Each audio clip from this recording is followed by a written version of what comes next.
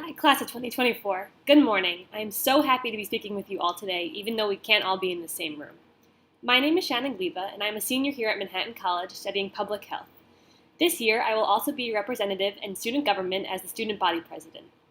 I wanted to take this time to welcome you to Manhattan and to ease some of the nerves you may be feeling during this new transition with three reminders I have for beginning your time on campus. To begin, my first piece of advice is to take all of the necessary precautions to keep yourself and your fellow Jaspers safe and healthy. This is a general rule of thumb, but is especially important this year. Here at Manhattan, we take care of one another, and I have trust that you will all be able to become part of this great community. Speaking of forming communities, remember to get involved at the start of your time here. While this year clubs may be meeting virtually, there are still so many upperclassmen at work making sure your involvement can be just as fulfilling. So be on the lookout for clubs that may interest you and reach out to the leaders to get involved.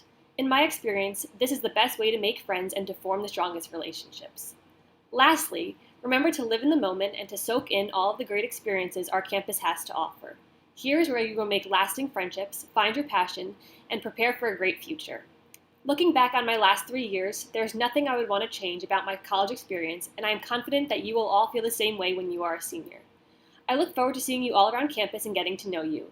Please remember, there are so many people on campus rooting for you and looking forward to your success. In the next few minutes, you will hear from 2 faculty members who help make our campus great.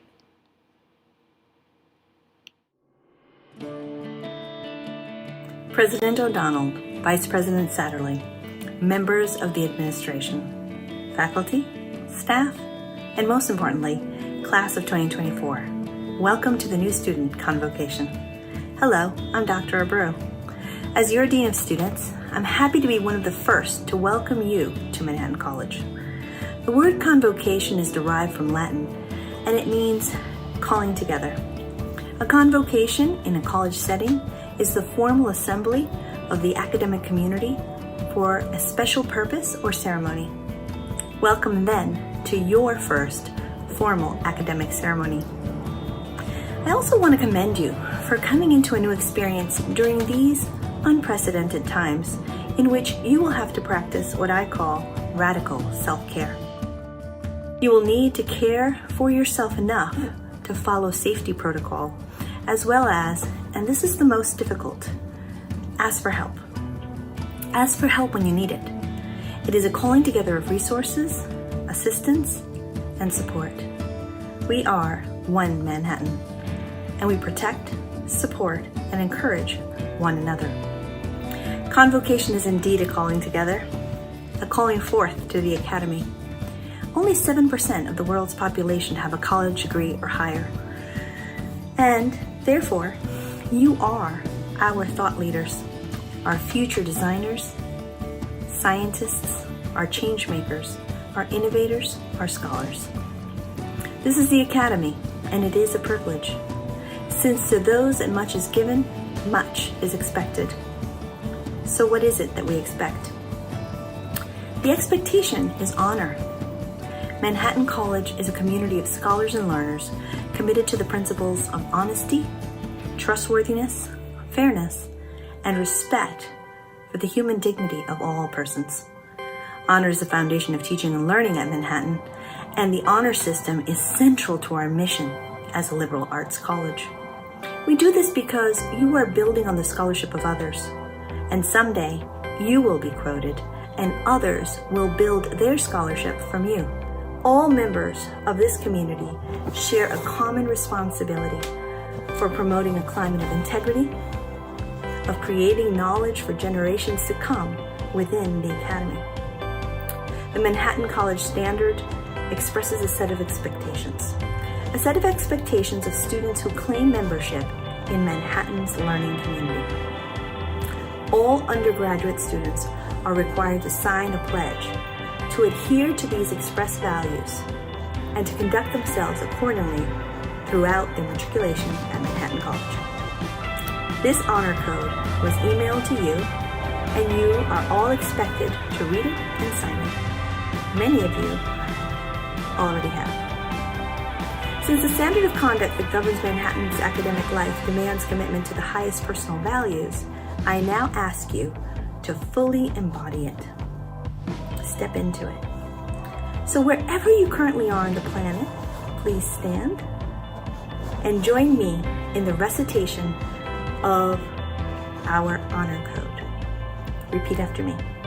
As a Manhattan College student, I will not lie, cheat, or steal in my academic endeavors, nor will I accept the actions of those who do.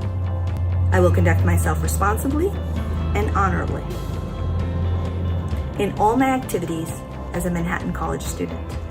I am accountable to the Manhattan College community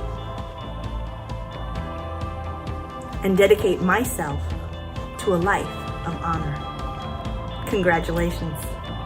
You may sit, knowing that you have now entered a new part of your life. Your years of high school are over, and you are now stepping boldly into the life of a college student. Welcome again to Manhattan College.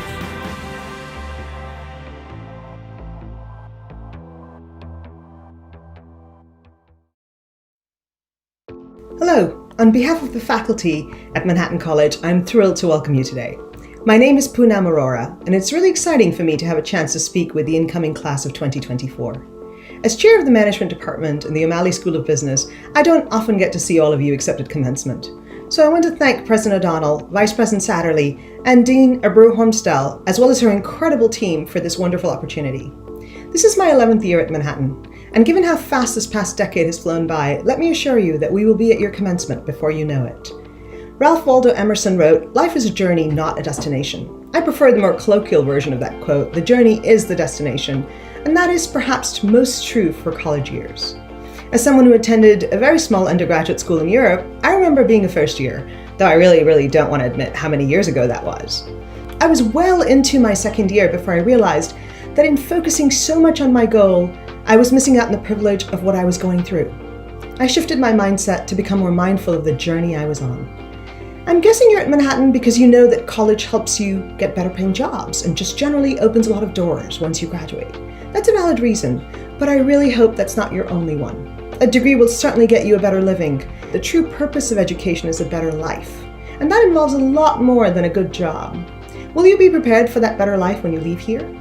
Today, I want to challenge you to be more mindful of your college journey and become prepared for when you leave. I want to dare you. To help, I have a set of 3 dares for you. You can think of it as your Dare Trinity. First, I dare you to be happy. I know that's not so easy during this unprecedented and unusual time.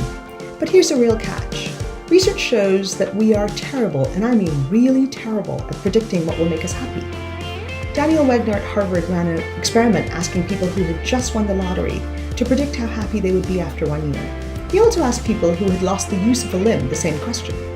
If I were to ask you that question right now, I think your answer would be to predict that you would be happier having won the lottery than lost the use of a limb. Turns out that reality is very different. When the level of happiness was measured for people who had actually won the lottery or lost a limb the year prior, there was no difference in their levels of reported happiness. Humans are incredibly resilient. We can make anything work for us, including pandemics. Long-term happiness, research shows, doesn't actually come from making more money or having a good job. It comes from living with a purpose. Warren Buffett, one of the best investors of our age, refers to this as building the ark. When Noah builds the ark, he has an incredible sense of purpose, and in the process, doesn't just save his own life, he helps an entire planet. So when I'm daring you to be happy, I'm asking you to find your purpose, to try things in the safe environment of this wonderful LaSalle institution where you will be fully supported. Take that class that stretches you. Talk to someone you just wouldn't have seen as your type in high school. Join an activity to help someone who you would never meet otherwise. Second, I dare you to make a friend who's willing to disagree with you. Alice Stewart was a medical researcher in the 1950s, when female doctors were really rare and female medical researchers were even more. She discovered that the increase seen in childhood cancers in the US and the UK at that time was largely because of pregnant women being x-rayed. It took Alice Stewart 25 years to get the UK and US medical establishments to agree with her assessment and stop x-raying pregnant women. How could she be so sure she was right when the best minds of her time disagreed with her? She had a friend, George Neal. George was a statistician, a really good one, who made it his job to prove Alice wrong. The more he failed at proving Alice wrong, the more she was sure that she was right. So when we look for disconfirmation, we learn the truth behind our beliefs and therefore our values. Are they just veils we hide behind, or are they really the fabric of our being? Can you handle the truth? Can you speak the truth to power? I dare you to learn how to do both of those. Third, I dare you to build your muscles, and I mean all your muscles. We are pretty good at taking care of our bodies, or at least talking about taking care of them. We could all use more exercise and mindfulness in these days, the radical self-care that Dean Abreu just mentioned. But I want to talk about the bundle of nerves that I'm going to very inaccurately call the muscle, our brain. My apologies in advance to all the biology pre-med majors here, but bear with me, please. According to one of my professors, Carol Dweck, we think of our brain as fixed, instead of being something that can be developed. We categorize ourselves by saying, I'm a people person, I'm a right-brained person, and then we limit ourselves. So I dare you to think of your entire brain as malleable and growing and fully available to you. Carol's research shows that when you apply this expansive mindset to your brain, it grows and does so in very, very surprising ways. It allows you to persevere like Alice, to be purposeful and not give up when you encounter failure. It also allows you to love what you thought you could never do. I am a social scientist who was very surprised to find out that she loves numbers. Flex your brain and you might be surprised at what you learn about yourself. That was 3 dares, but you don't have to take me up on my list. In fact, here's a 4th dare. Write up your own list. Do it today, put it up on your wall in front of you. Have it there to motivate you. And I've got one last dare for you. I dare you to take me up on all of these dares and then stop by room 511 in De La Salle Hall and share your stories with me. I look forward to meeting many and hopefully most of you over the next 4 years. And once again, welcome to Manhattan College and what I hope will be the 4 most adventurous years of your life. Thank you.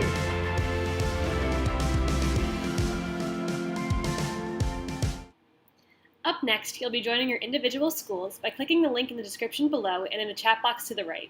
There's a lot more to come over the weekend, including safe campus tours and yoga on the quad. Don't forget to register for these sessions and also watch the Diversity and Title IX programming available at the link below at noon. Welcome to Manhattan College. We're so happy you're here.